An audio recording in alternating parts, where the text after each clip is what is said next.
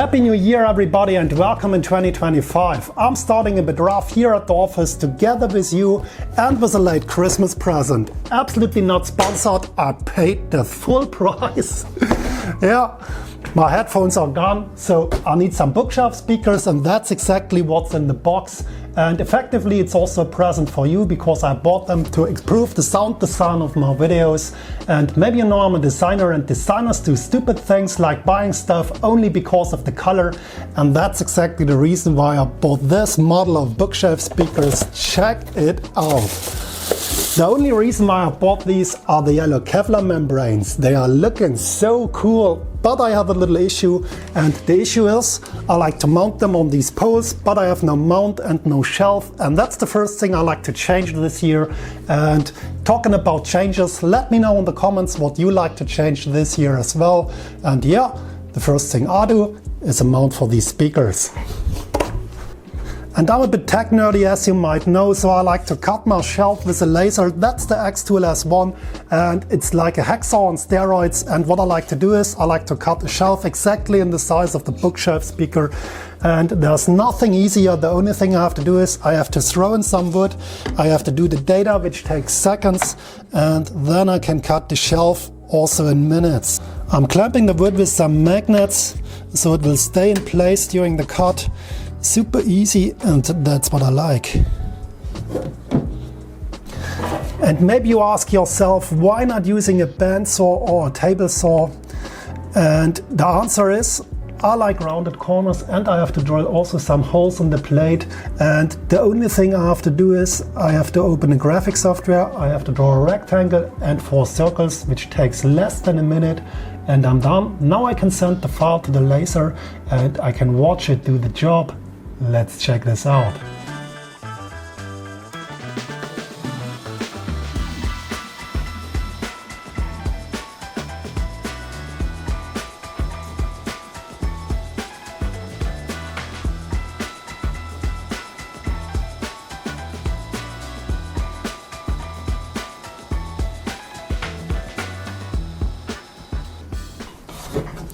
And boom, 2 minutes later, shelf is done.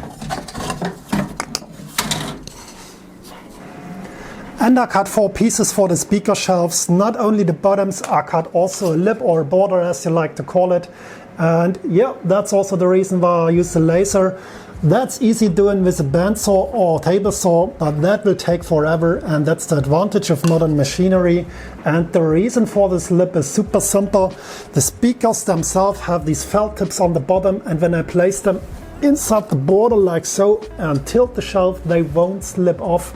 That's the reason for the border. Now I have to glue these pieces together. Super simple.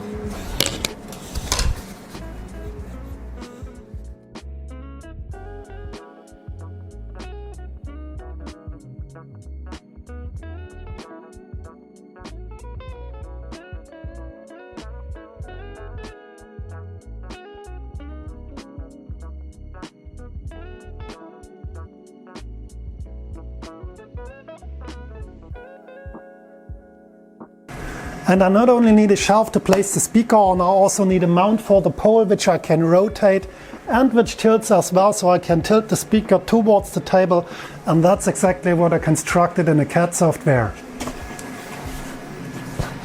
And my preferred software is Fusion 360 because it's free for private use, so you don't have to pay if you want to use it. And that's my mount. It's mainly a clamp on one side. Here you can see the clamp for the pole. And on the other side there's a bar which can rotate on the clamp as well, so I can tilt it. Not that difficult, and maybe you can hear the 3D printer humming in the background. And I'm printing on the Creality K1C. That's my preferred printer at the moment. Super easy to use, works out of the box. I'm printing in Pad G because it's strong but also flexible. That's what I need for the shelf. And yeah, when all went well, there should be a mount in around about 4 hours, but I will not wait until the print is done because I have to tint the wooden parts black because black looks much better than the wooden color.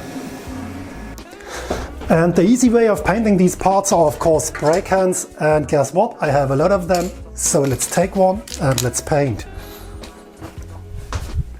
But before I can stain the wooden parts, I have to countersink the screw holes.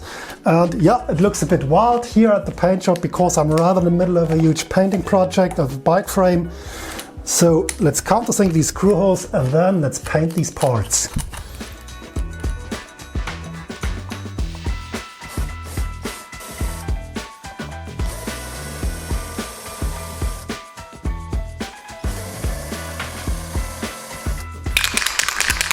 And a good idea is to hang these parts so you can paint the top and bottom side in one go. I'm just using some bits of wire and I'm good to go.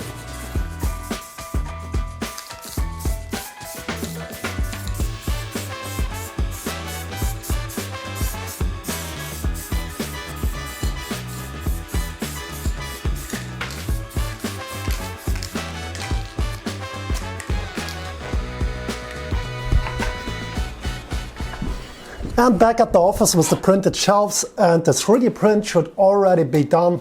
Let's check it out.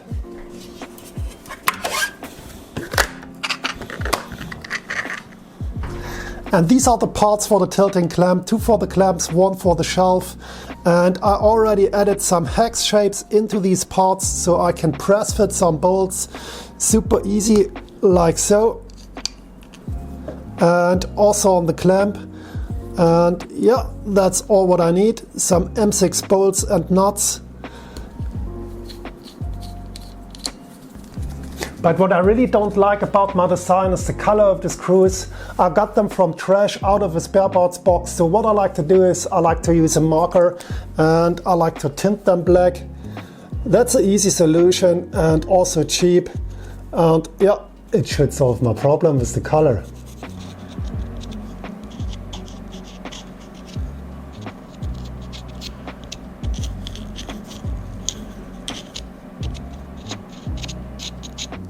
And the last thing to do is mounting the shelf to the bracket. So let's add some glue.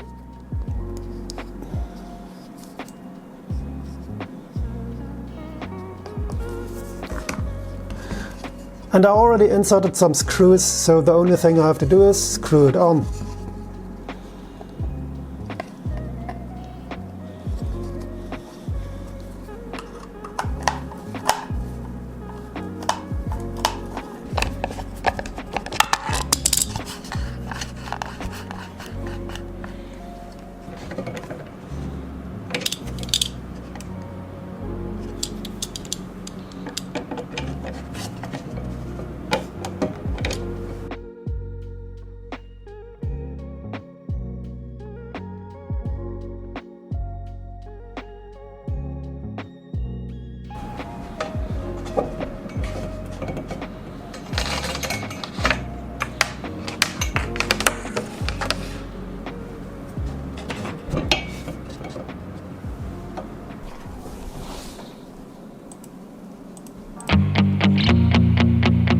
Yeah, sounds great. That's my first change and improvement for 2025. Let me know in the comments what you like to change this year. I wish you all the best for 25. See you in one of my next videos. Goodbye.